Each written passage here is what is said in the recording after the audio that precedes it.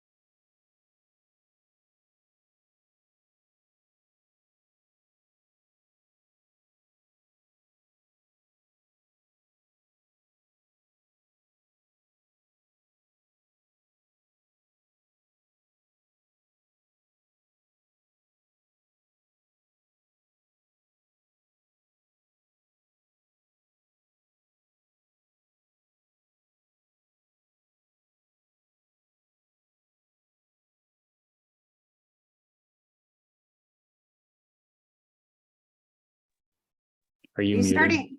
Are you starting your hibernation, Mark? I see some Folks, we are facial getting hair. rolling in just a second here. We are getting the tech all set up. Stand by.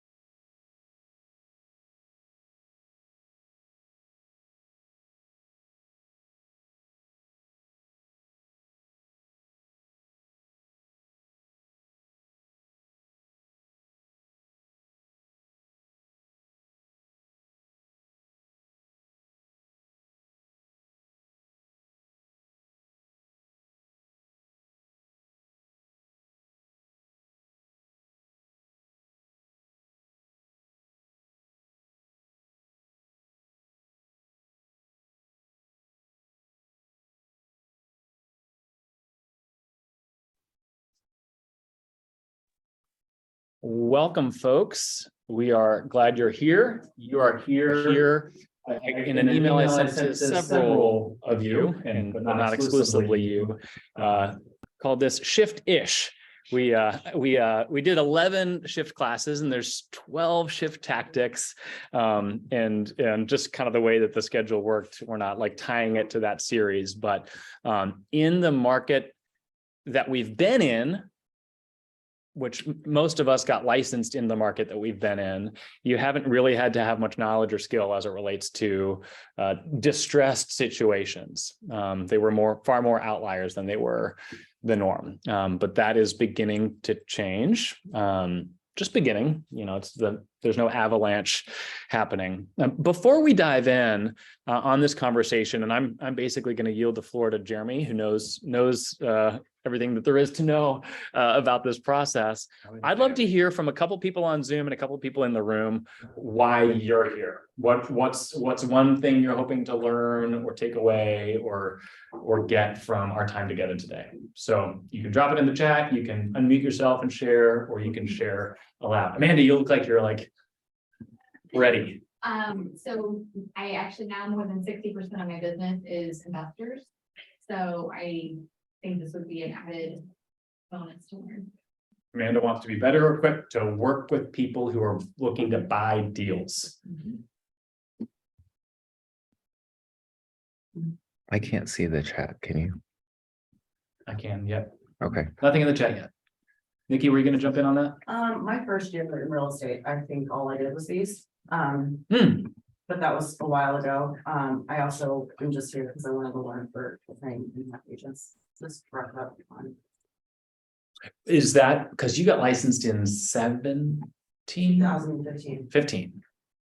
Was that because of a couple key relationships? Yeah, because they gave me a bunch of investments Okay, and it's just kind of all the buy all side. I had. Yep, Yeah. fair enough. Using this information to help me survive and thrive in this shift. Carlene says what Kim said. Kim says, I'm really too new to know. Stacy says, not sure where to find these properties and what differences there may be compared to regular properties, which I think a lot of people know that there's value to be found there, but where do I find said value? Which I appreciate you sharing that, Stacy. One or two others, Scott? Well, for two, and with Jeremy on one of these, and so I know he's very knowledgeable, so I want to learn from him. You're too And kind. he deals with people on the other side that I don't get to, the banks and the people who own those properties. And how that negotiation looks like, I want to lean and learn that. from Hi, him, Cindy. because Sometimes I just sit. Yeah. trying to Scott- understand. Scott wants to better understand the bank side of it as he is on the opposite side most typically. Yep. Hey, welcome. All right. Great. Well, with that, hopefully that paves the way and hopefully Oh, with both mics sorry. on, you guys are echoing. Sorry. I'll turn mine off now. I'll shut up. Yeah, and yield the floor to you, Jeremy. Go ahead. All right. Well, hello, everybody. I'm Jeremy Brobson. Hi. I just a little bit about my real estate background. I've been licensed going on 10 years now. So 2023 will be my 10th year in real estate. I have been selling REO properties probably about 6 or 7 years now. And the reason that I got into doing them initially was just because I wanted to somehow create a recession-proof business in real estate. So typically when traditional real estate is up, the REO market is down, and then vice versa. When a lot of people are going through foreclosures and we have tough times in the economy, we see those go up and traditional real estate sales go down, right?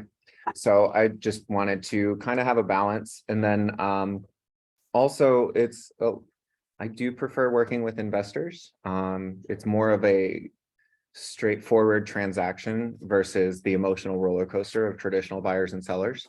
So that's ultimately why I chose to do these types of sales. It's not glamorous and it's volume based because a lot of them are pretty cheap and destroyed, and you find a lot of interesting things in these properties. But that's just a little bit of a background on me and why I got started in doing these.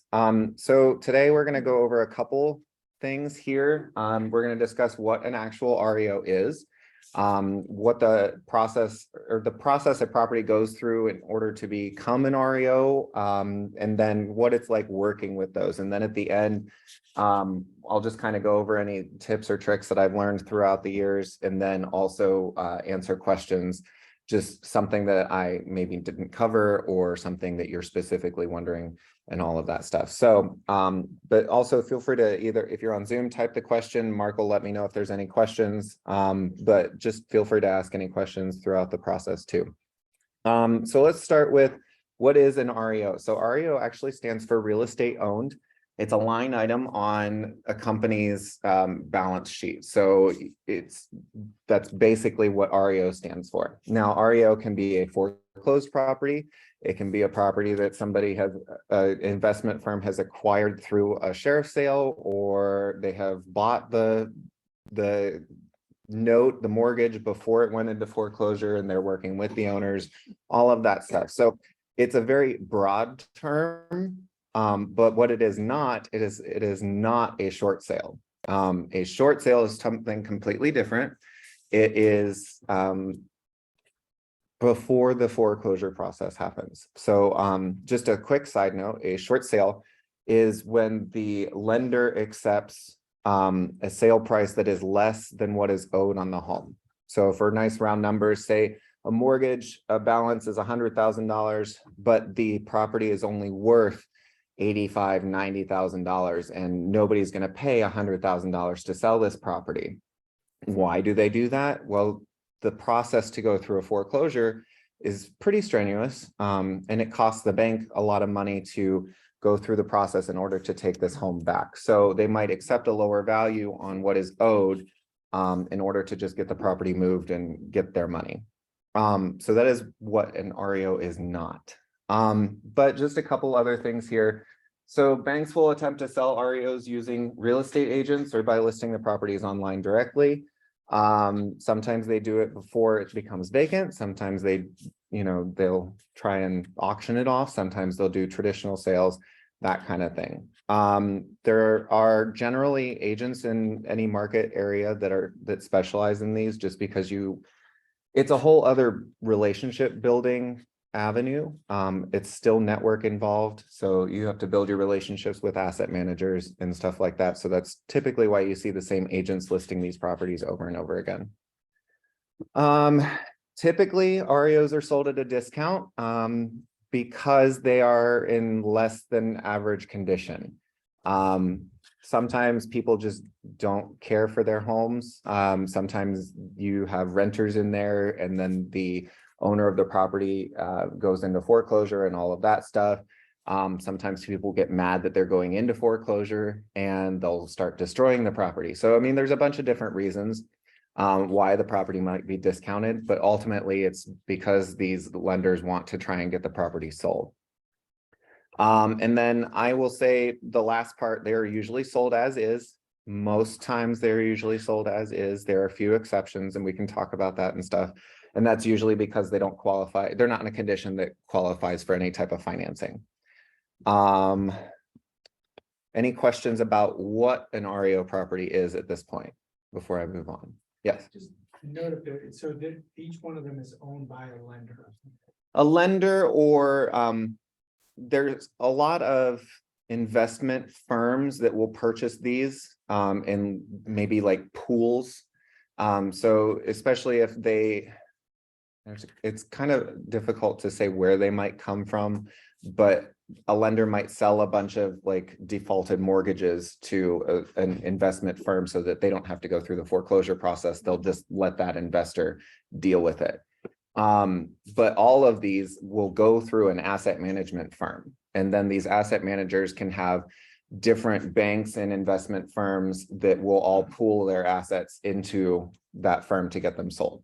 And then from the asset manager, they divvy them out to the agents in the market areas. And then I typically will deal directly with the asset managers.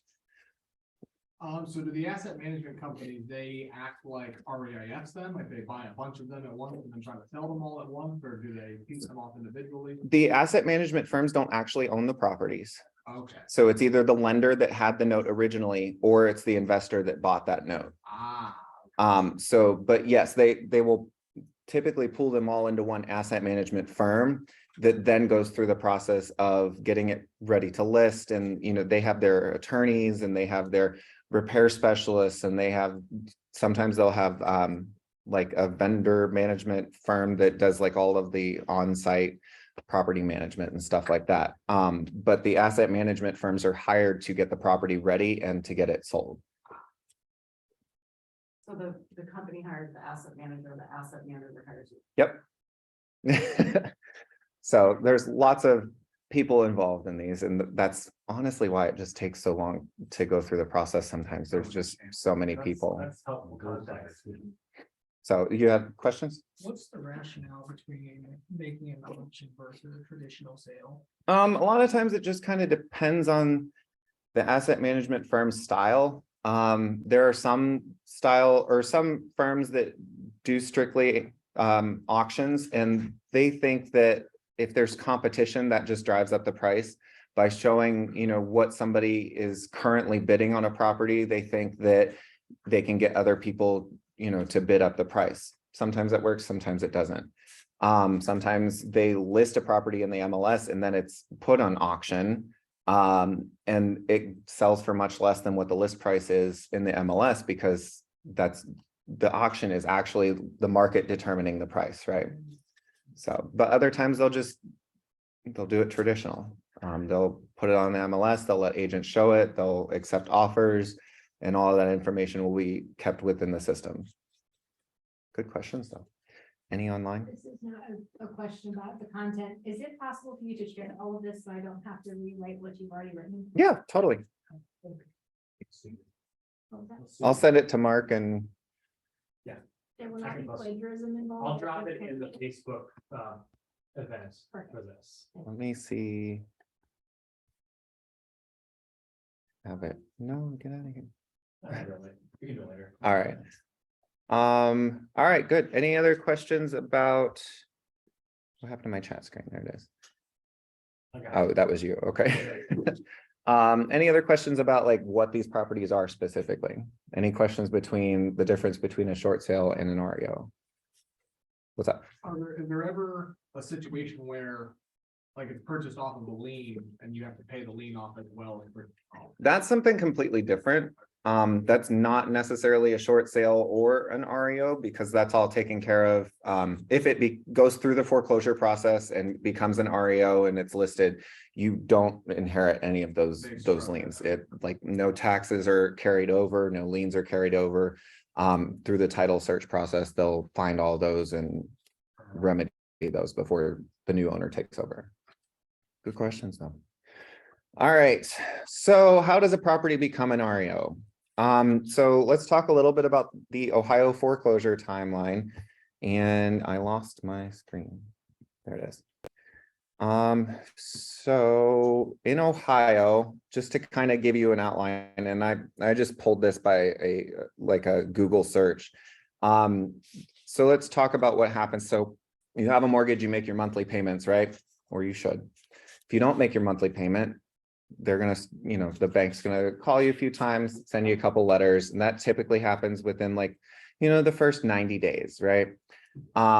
So before the market crash in 2008, 2009, these lenders, when somebody missed a mortgage payment and was 90 days late on their mortgage payment, they ordered what's called a BPO, or a broker price opinion. Is anybody familiar with those? So basically they would find an agent in the area that the property is located, give them an order to go out to the property, take external photos, basically, front, sides, the street and stuff like that, of where the property is located, what kind of condition they can assume it's in, and then provide some market data. So some sold comps, some listed comps, and some general market data, like what's the average day on market? What's the lowest and the highest sale prices in the area of the last 6 months, that kind of thing. After the market did its thing in 2008, 2009, they started requesting these BPOs after the first missed payment. After the first 30 days, they'd start sending agents out to do these because they didn't want, they just anticipated more people missing payments and going into foreclosure. After like the 90-day mark, they'll start legal proceedings. So they go through, the whole legal system, and I don't want to pretend to know about the foreclosure process. I just know a general timeline. But they'll do what they need to do on the legal side. They'll get a court to, approve the foreclosure, all of that stuff. But what is difficult is in the state of Ohio, it can take up to 2 years to actually remove somebody from a home that has gone into foreclosure. So it can take quite a while, and that's why you might see lenders accept short sales versus actually taking it to foreclosure. The thing with the short sale though is the seller has to be willing to work with the bank.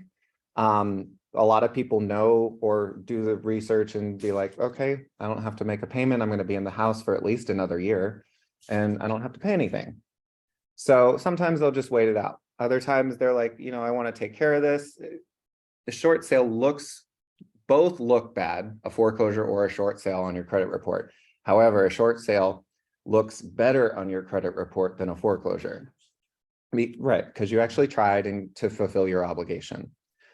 So then, once all of that has happened, typically either the lender will take that property to a sheriff's sale, or they will sell it to an investor. And that's where those investment firms come in. So they can either go to the sheriff's sale and somebody can buy them up. If nobody buys it, the bank still owns it, and then it will go through the REO process. Otherwise, you can hear of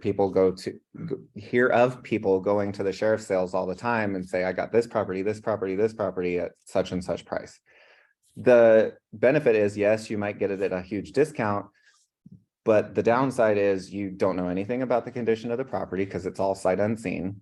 The property is probably still occupied, so then you have to take over the process of actually evicting these people and getting into your property that you just bought.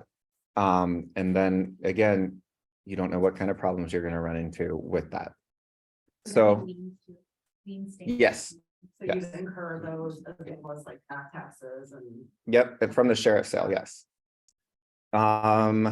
So let's talk a little bit about once it's actually gone through the sheriff's sale and everything. Once the bank figures out what they're going to do with it, whether they sell it to an investor, they take, it's sold at sheriff's sale or all of that stuff. Let's say that none of that happens and now they're going to get it listed on the market because nobody bought it. So they'll assign it to an agent. They'll find an agent in the area that they've worked with before, all of that stuff. It's a whole nother process.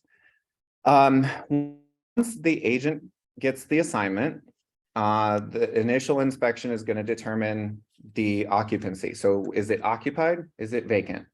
If it's occupied, the next step in the process is generally something that's called cash for keys. And this was a program that was started back in the last market crash of 2008, 2009, where the banks figured out, hey, we can give these people a little bit of money to leave the property and we don't have to go through the eviction process. Oh, and we'll just make it a stipulation that they have to clean it out too. So we don't have to pay somebody to trash out the property, which can be pretty expensive. There are plenty of properties that I have been in where there was clearly a hoarder house. So I think there was one in Plain Township that a few years ago I had to get trashed out. It took them 4 storage units because they have to hold the property or the belongings for 30 days to let the people claim it. If it's not claimed, then they can throw it away. So 4 storage units and a dumpster later, this property was finally cleared out. Cost the lender probably close to $10,000 just to have it cleaned out. The cash for keys amount typically is reflective of the property value. So the more expensive the property, the more money they will offer you. Also depends on when they can get you out. So the longer that you need to stay, the less money that they're going to offer you. Did you have a? Well, is that something that like the agent's involved in helping, or that's before it even gets? No, so that would be something that happens after it's assigned to an agent. The agent would then determine the occupancy. So if we're talking if it's occupied still after it has gone through the foreclosure process, the agent would then be the point of contact with these people to try and negotiate this cash for keys. Yeah, and a lot of people also know that is a thing now. So if they're in foreclosure, again, they'll just wait it out and they'll wait for the offer of getting money to leave the property. So once the property is finally vacant, whether it's discovered vacant or you do the cash for keys arrangement, the agent is responsible usually for coordinating, resecuring, winterizing the property, any immediate safety repair items that might need to be addressed, such as like leaking roofs, broken windows. There's one that I've got right now that has a slider on the back, but it's a bi-level home, so it like walks off the kitchen, but the deck is missing. So you could literally just go step off the back of the property. So that might be a little bit of a safety hazard. So then depending on how that process went, if the occupants didn't take all of their stuff, then the agent would be responsible for coordinating, getting bids to trash it out and do a sales claim, that kind of thing. And then again, depending on the type of property and the price point of the property, the lender or the asset management firm might actually decide to do some repairs. Just depends on, you know, what kind of repairs they need. Are they going to be lender required repairs? Do we want to go down the road of trying to obtain a buyer that would need financing? All of these things are figured out before the property is even listed. They will also hire a second agent to do a BPO on a property before they take it to market. So the agent that is assigned the property does their own value, separate and independent. And then a completely other agent, usually with another brokerage that's not involved with that property at all, will give their own independent value of the property. Just so that they, because the listing agent could just make the price whatever they wanted if they only did it one, right? So he could list it for 50,000 when really it could sell for 90, and you know, all of that fun stuff. That's their mindset. So then they finally get it ready to go to market, they get their value, and then they put it on the market. When they put it on the market, they have specific criteria for the listing, like they don't want bank owned in there at all. They don't want it to look different than any other traditional real estate sales, which is why you'll see a lot of times in the MLS, it's really hard to determine whether it's a bank owned property versus it's not. It's because they want it to be that way. The lenders know that most people think that they can get it at a discount if it's a bank-owned property. So they want to try and eliminate that as much as possible to try and get a fair market value of the property. Something else you might know or notice if in these listings that is kind of like a tell that it's a bank property is if there's a transaction management platform, prop offers or Hubzu or HUD's home store, whatever those are. And there is a transaction fee or a technology fee that they charge to use this property or platform to sell the property. So you do get those a lot, and those are kind of tells that, you know, hey, this is a foreclosed property and all of that stuff. Can you list those again? Some of the other The offers. prop offers, Hubzu, HUD home store, Zome, XOME, Zome. And then there's a few other ones out there. I think ResNet is one. Equator is another platform. So there's a bunch of different ones out there. But typically, if the broker remarks state that you have to submit your offers on a platform that is not either .loop or to the listing agent, that's a tell that, you know, it's being sold as a REO. Those transaction fees, unfortunately, I get charged those as well. So they get it from both the listing agent and the selling agent. It's just their way of getting a little bit more money. Something that a lot of people don't know is that you can pass that on to the buyer if the buyer is willing to take that on. You just have to work that out with them and usually not make it part of the agreement. Just let title know and stuff like that. Do you have a? Okay. You can't make it part of the agreement? You can't put it in the purchase agreement, but you can have an agreement between your buyer and you that you would then send on to title that says, hey, the buyer has agreed to pay this as part of their closing costs. So it'll show up on the final settlement statement, but the asset manager does not want it to be on the contract itself. Is that just through an email, or do you have an addendum signed that the lender just doesn't need to worry about seeing? I would always have them sign an addendum, but that you would just go to title. But I mean, they'll see it on the final settlement statement. Otherwise, it just comes out of the buyer's agent commission. So, any questions on any of this stuff so far? When you say the agent winterizes and fixes state, like I listened to some podcasts where I've heard agents talking about doing those things themselves. Like, do you go in and actually do those things yourself? Do you hire a company to do it? Who pays for that? I typically will I have a contractor that I work with that they've been great and doing all of this. Like they'll go in, they know like I need this, and this bid when I get a new property. While they're resecuring it, they'll send me all these bids. Ultimately, the asset management firm will reimburse for expenses, but I do initially pay for those. But yeah, I mean, if I really wanted to take the time to learn and get the equipment to do something like that, I could do it on my own, and then that would just be an extra income stream for me. It's just not something that I want to do. So, but I mean, there have been times where, especially when I do like a cash for keys exchange, I know how to change a door lock. If I don't know how to break into a property to change the door lock, that's what the contractor's for. But if I already have access to the property and I can actually just unscrew a doorknob and put a new one on, I'll bill for that, and then I'll just do it myself. But typically, yes, I have contractors do most of that stuff. Any other questions? Do they reimburse you and then some for your time, or is it just one-to-one and they call it even? Now, do you think they're gonna give me anything extra? I don't get it, that's what I expected. That's just a shame though, you know, they're having to do all this extra. Does it reflect in the commission structure? Like, is it 8 or 9% or something like this? No. No, no, no. Maybe more. Or you like That's the what- job, not just the doorknob. Right.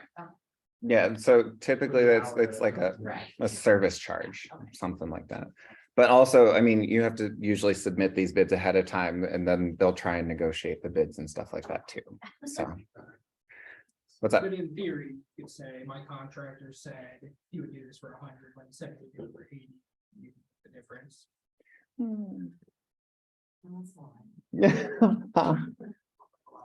Yeah, no, not really. So I mean, it's usually a 1-to-1.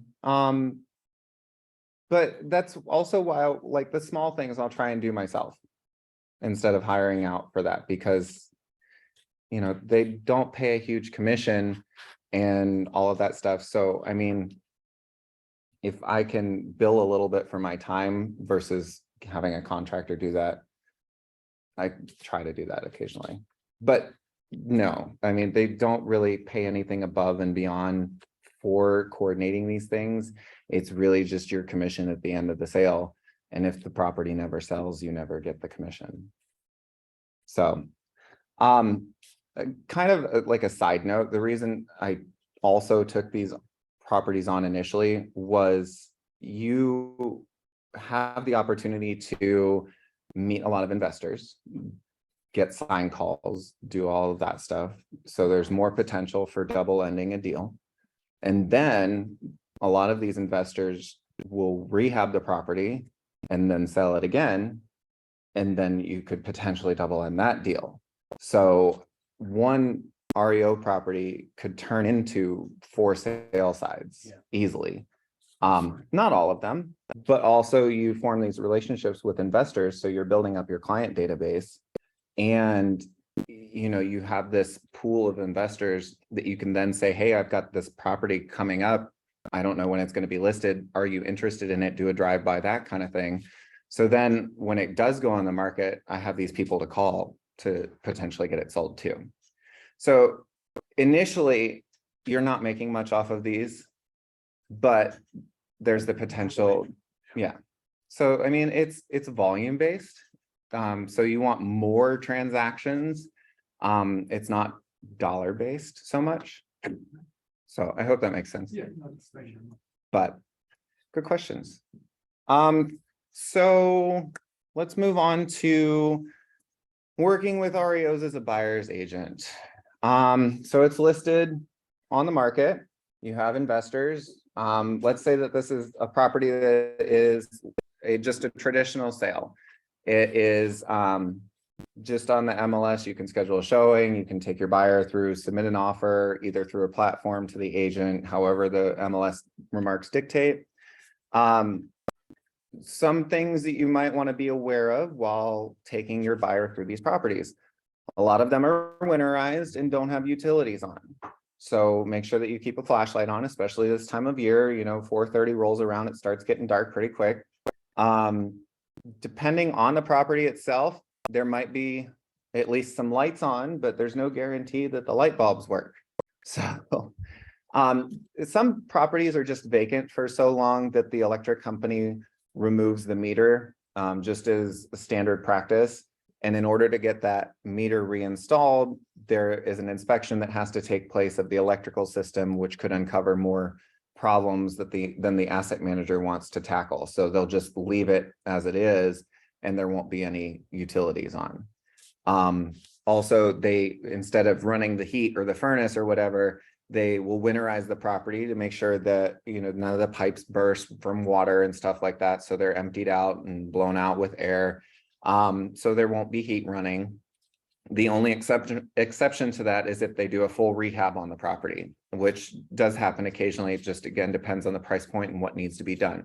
If the property's been rehabbed, typically they'll have all utilities on because they know a buyer might need to obtain financing. And in order to do that, you have to have the utilities on. So just, you know, be aware that it's probably going to be cold, depending on the time of year. It's probably going to be dark in there. Especially if you go down in basements or stuff like that, then you might want to take flashlights. Everybody's got one on their phone now, so it's not a huge deal, but just, you know, something to be aware of. They're vacant properties. So occasionally you might stumble onto somebody that's not supposed to be there. It has happened. So, I mean, just, you know, be aware if you're going into these vacant properties, you know, announce yourself, that kind of thing, take safety precautions, don't go alone, all of those fun things. Anything else about showing these properties that maybe I should cover? Do you think? And animals and safety issues.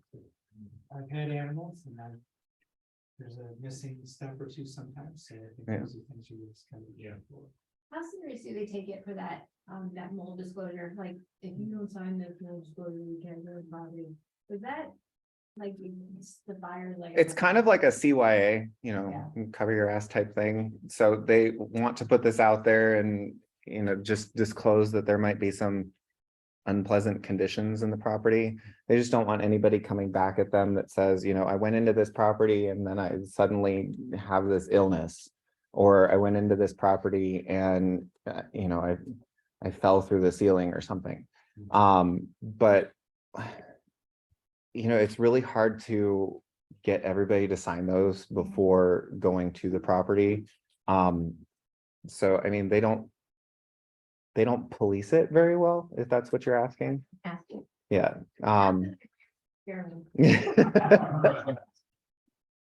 Free one. Free one, even now. Yeah, asking for a friend, right? The new girl one, even now. But yeah, so I mean, you're still showing a house, so I mean, you should always just kind of be aware of your surroundings and stuff like that. But just know that the biggest things are you're probably not going to have utilities on. What's that? Not ever you. I'm gonna preface this with that, not ever you. He's awesome to work with and like very responsive. You can ask him anything, he'll answer the best that he can, but why are these other agents that do these REOs so hard to get a hold of? Can you give us like your perspective of maybe like, do they get very overwhelmed if you 1 million phone calls about these properties? So That's a real thing. Or are they just? I can only speak for me. I can't speak for anybody else, but I do know that especially when a property is new to the market, you are getting flooded with phone calls. People might initially see that a property is listed lower than market value and they're just going to call you and they don't know anything about this property and they're going to be like, I'm going to buy it. I'll be like, okay, well, it's got this and this wrong with it. And then they'll suddenly like, okay, never mind. Or they'll be like, I'm going to buy it anyway. Let me talk to my lender. And I'll be like, no, you're not going to, it has to be a cash purchase. Yeah. And then, so, I mean, you do get a lot of phone calls with things like that. So, I mean, that can be irritating, but also I would say typically if somebody follows up a phone call with an email or a text, I'm more likely to respond to it quicker. That's just me. If somebody's calling me and not leaving me a voicemail, not sending me a text, I'm going to assume it's probably somebody that's not very interested in it. So I would just say that's probably a good practice. But you do get a ton of phone calls especially when it's first listed and stuff like that. Yes. When you say cash, do the banks accept private money with no appraisals or just straight cash? You would probably need to, if it's coming from like a private loan that's not actually a mortgage, then you would probably need to get the loan first and have that cash available to be able to show a balance, because you have to submit proof of funds. A lot of people I have seen in the past use home equity loans from their current home to purchase a renovation property or an investment property or something like that. So they might have an established credit line at their bank that they can show, you know, I have this much money available. But yeah, you do need to show that you have the funds available to purchase the property. But there are also like credit unions and stuff that do portfolio loans that they don't go through the normal process of a mortgage, but then it's still tied to the asset. So there are different ways around it, but it's still considered cash because that's what goes to the bank. That it's not the title company is getting cash and not a loan. Does that make sense? Yeah. Okay. All right. All right. So let's talk a little bit about getting your offer accepted. What do these asset managers want to see in an offer? First of all, they want to see what kind of money they're going to get. So I would say if your buyers, well, let's back up a little bit. So the property was just listed. And let's say it's listed for 100,000. It's in pretty average condition. The market is kind of similar to what we were experiencing earlier this year. And you have a buyer that's interested in this $100,000 property that was just listed.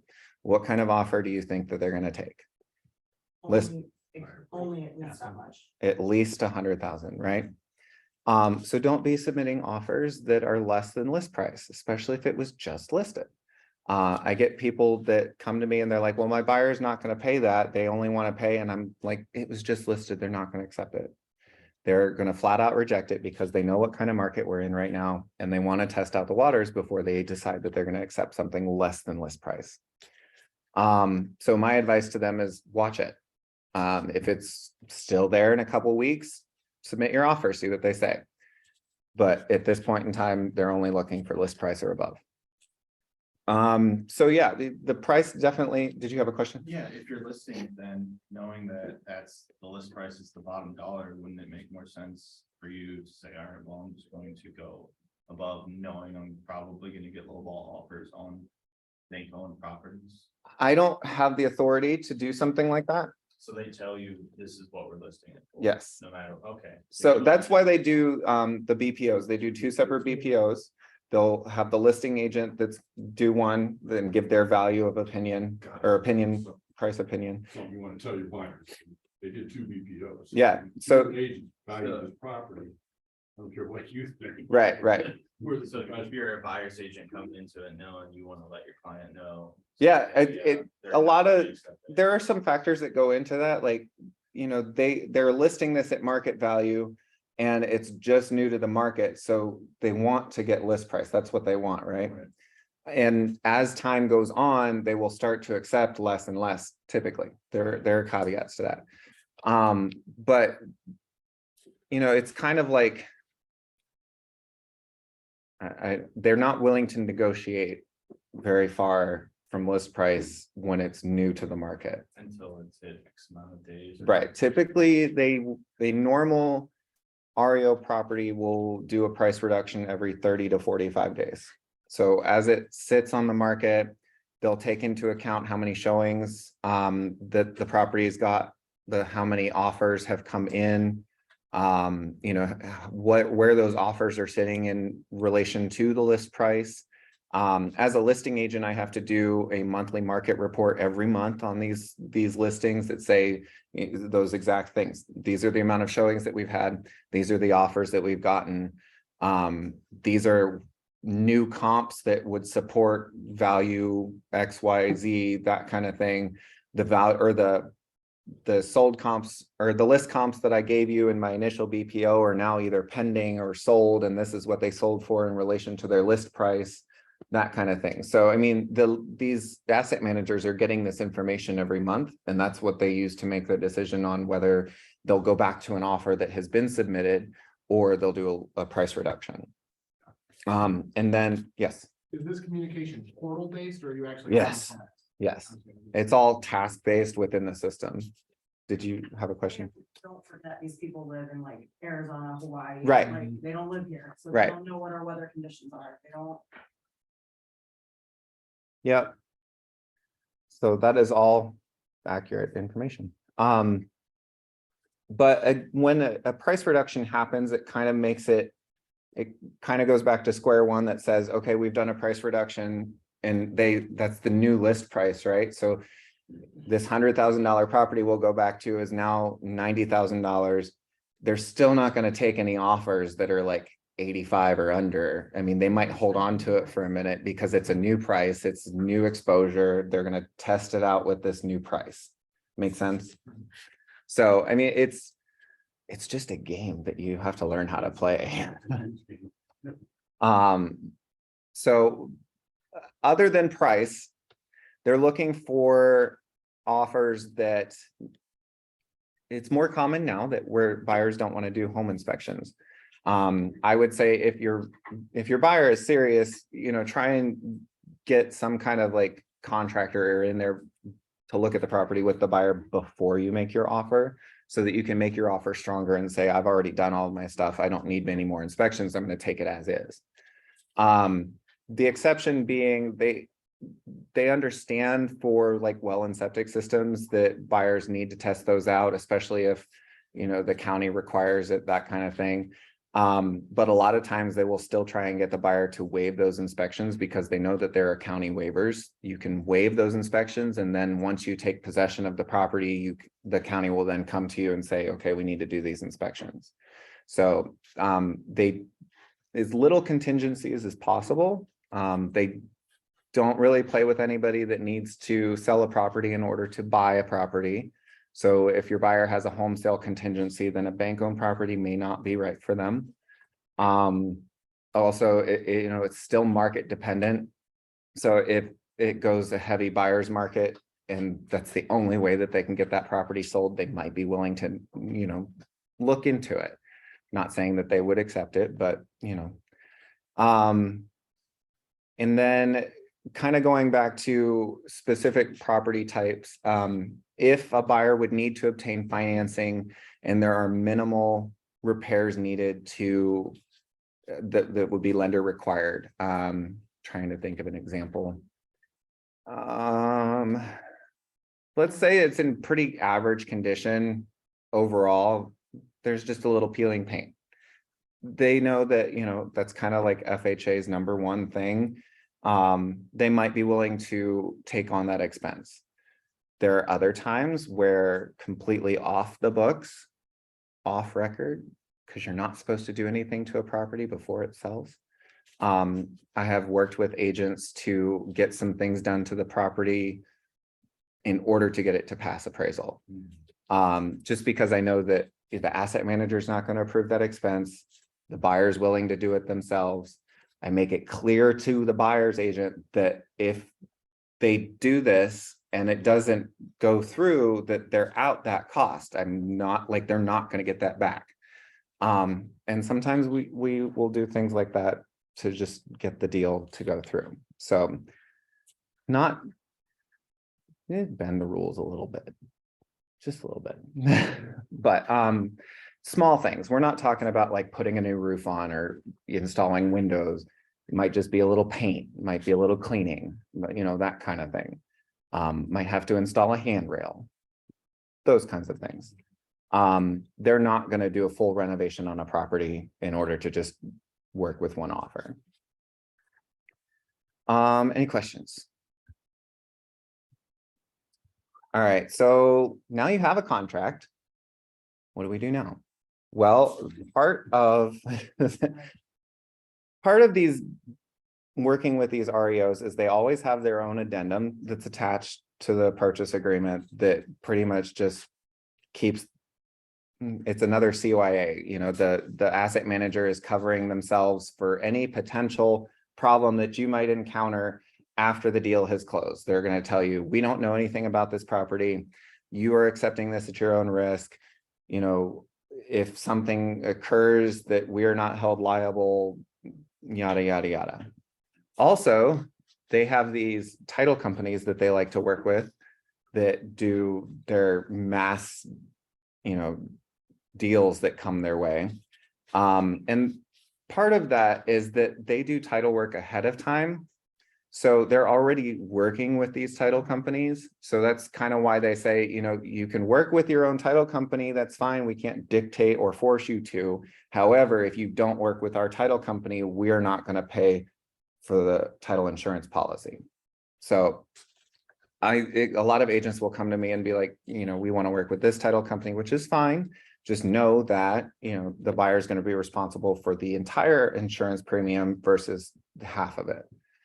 And so, Percent of the time now, because I just had one with Glenn Miller yeah, and whoever he was with, he said that he could do whatever title company you want. there are some out there that will they're like, we don't have a partnership with anybody because they don't do mass amounts of REO sales. But it's kind of dependent on who, but most of the time. you have Yes. to use theirs. Yep. Okay. I would say I've had that happen maybe a handful of times, and usually it's for some like one-off asset management firm that doesn't really deal with a whole lot of these properties, or this particular property just happens to be in an area that they don't normally deal with, so they don't have a title partner in that area.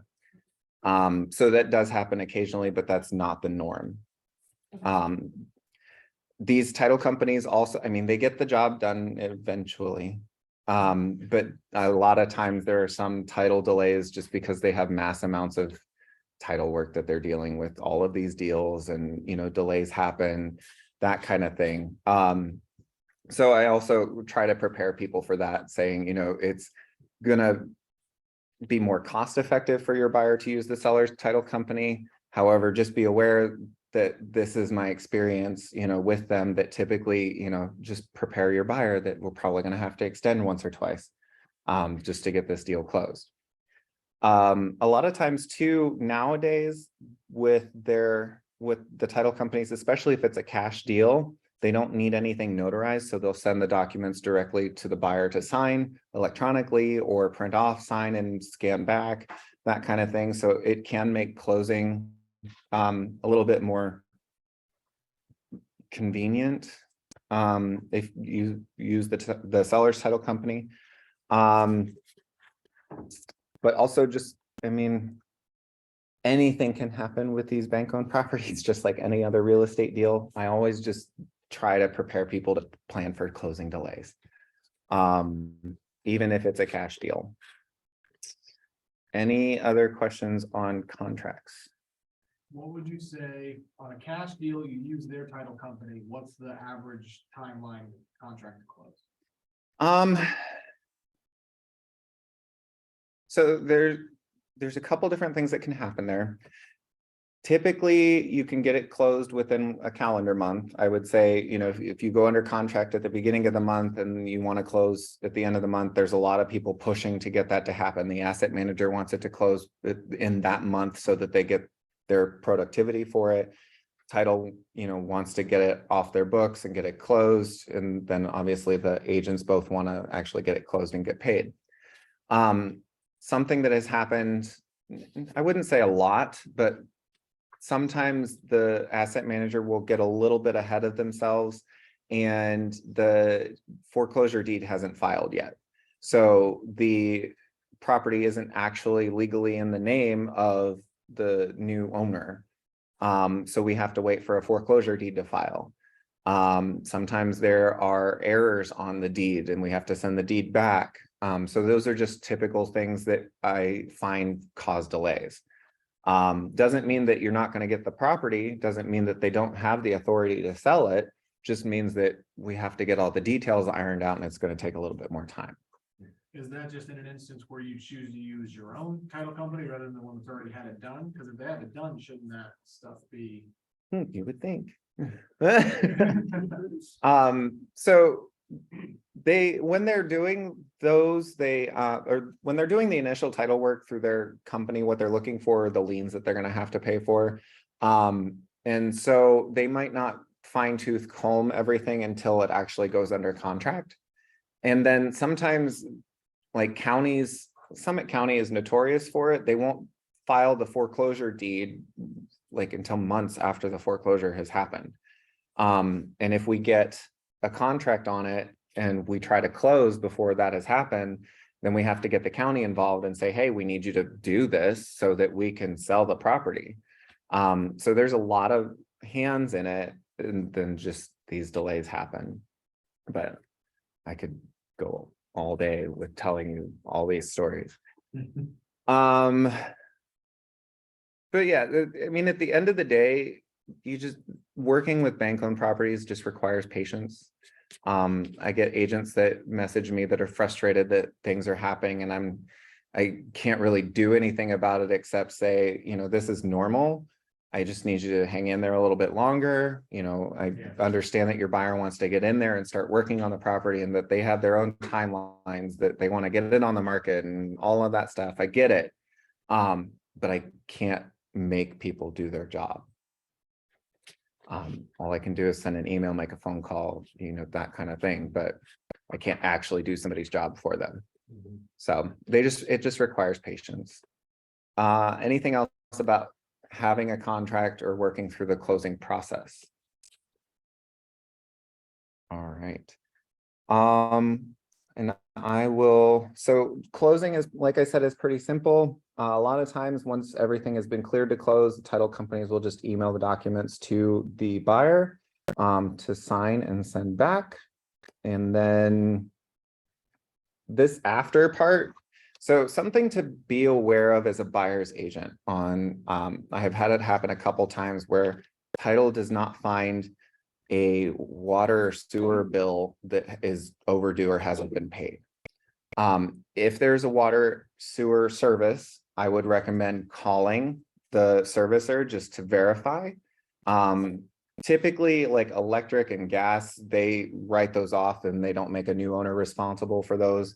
But depending on where and how delinquent a water sewer bill is, could be put on the tax record at the time it's being closed, so that the new buyer would then be responsible for that unless it's discovered.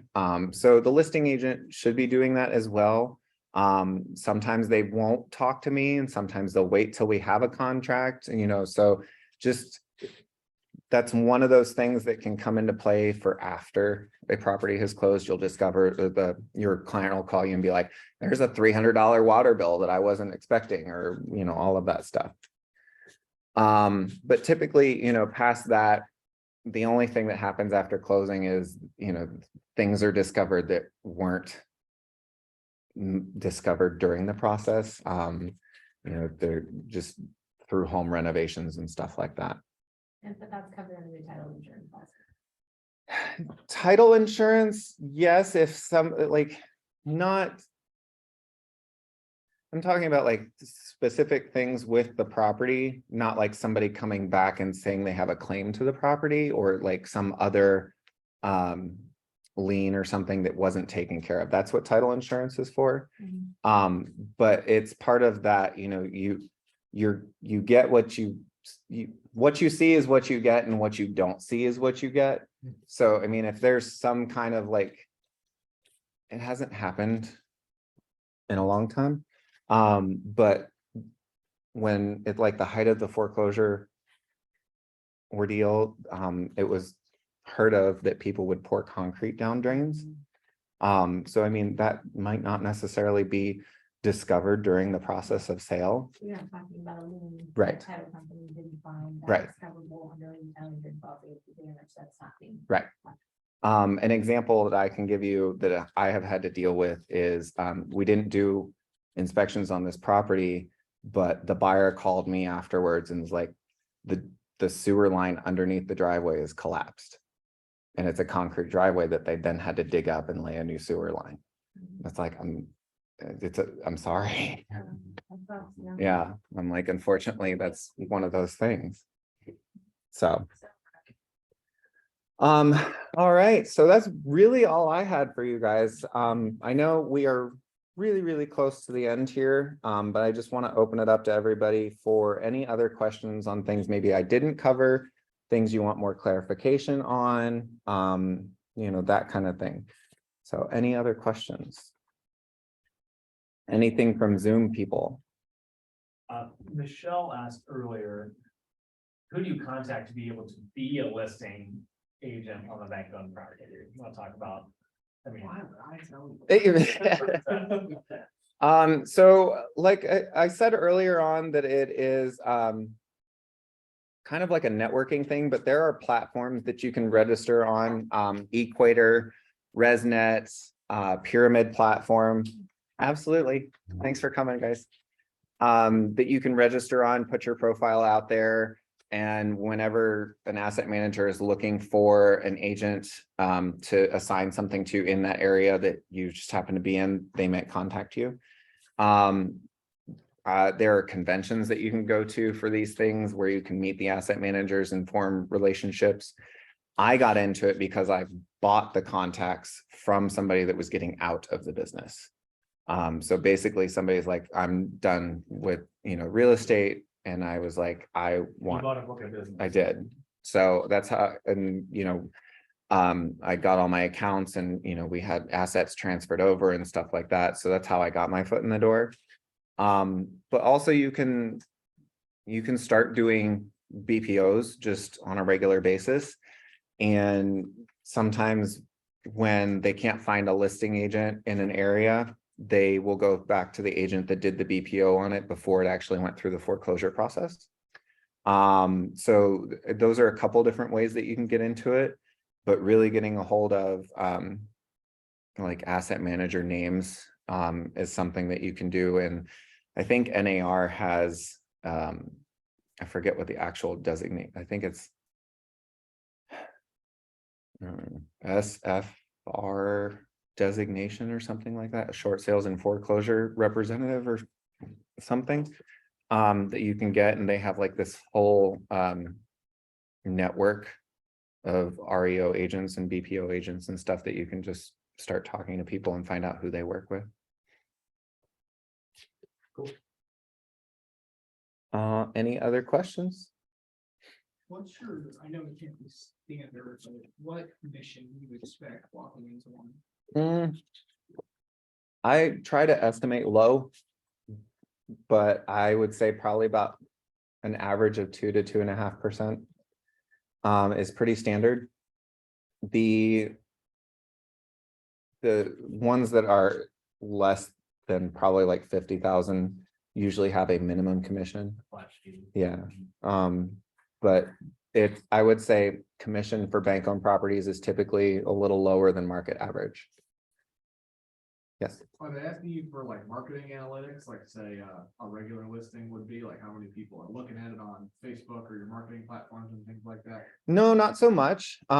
They may ask you where it's being marketed. But I don't necessarily market them like I would a normal listing too. Just because there are already people that are looking for specific properties like that. So, and then if they're less than a certain dollar value, people just kind of come to me that way. But no, what they will want is like market stats. So like if you did a BPO on a property, what do those comps that you used look like now? Are they still on the market? Did they sell? What's the list price to sale price ratio for those then? That kind of thing. How many showings are we getting? What are people saying and their feedback about it? I will say the feedback forms, even on a bank-owned property, a lot of people just won't fill them out. It is beneficial for at least me to try and get a price reduction. To say, this is what agents are saying about it. And, this is my justification for trying to lower the price. Will they do it? Sometimes. I can give the asset manager a call whenever I need something like that and say, hey, can you go to the investor and say, this is what's happening in the market. So, those feedback forms are still important because I still technically have a seller that I can take that information to. But also even if I get lower priced offers, those are also justifications for lowering the price. Yeah. So, all right. Any other questions? All right. Thanks, guys. I appreciate it.